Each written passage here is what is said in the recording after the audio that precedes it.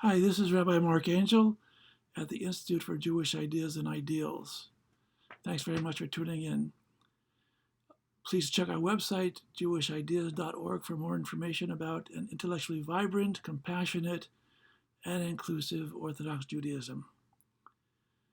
The program today is on the following issue. Several people recently have come to me. They've asked their rabbis questions on halakha, very personal matters, and the answers they received were so strange and so difficult that they got very much turned off.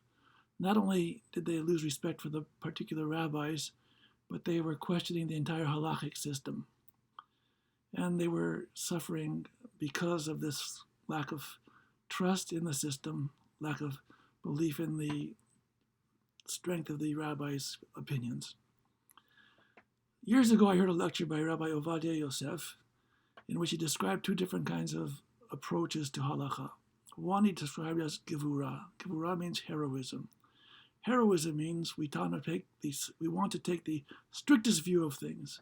We're heroic. We could serve God with great strictness, with stringency, and that shows how tough we are.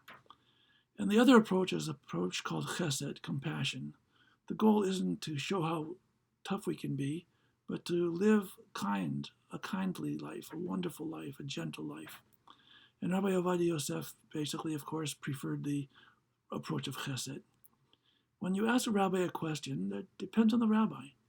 Some rabbis are interested in showing how strict they are, how firm they can be, and they give very strange, difficult answers to prove how religious they are, how they think they are, and how they think you should behave. And if you ask other rabbis a question, the same question, that rabbi will try to evaluate things more carefully and take into consideration various factors and come down on the side of chesed. It doesn't mean that there's a chesed gives you permission to do anything. There are still laws and things that have to guide us. But it does mean that the approach is different.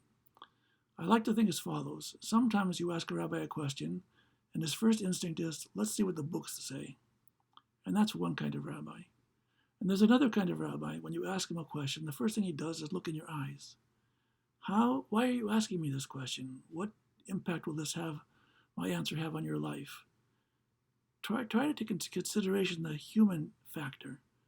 Halakha isn't simply an abstract system that's forced upon us. It's a way of life that's compassionate, that's kind, that wants to make us live holier, better, happier lives.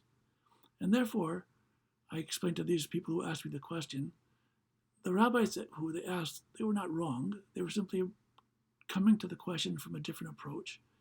But when you have a halakhic question, you should, of course, consult your rabbi or other rabbis. But ultimately, the decision you have to make is your own. Each person must take responsibility for his and her own decisions. You can consult with the rabbi. You can consult with people who know more on a particular subject. That's good, that's important. Ultimately, though, take personal responsibility.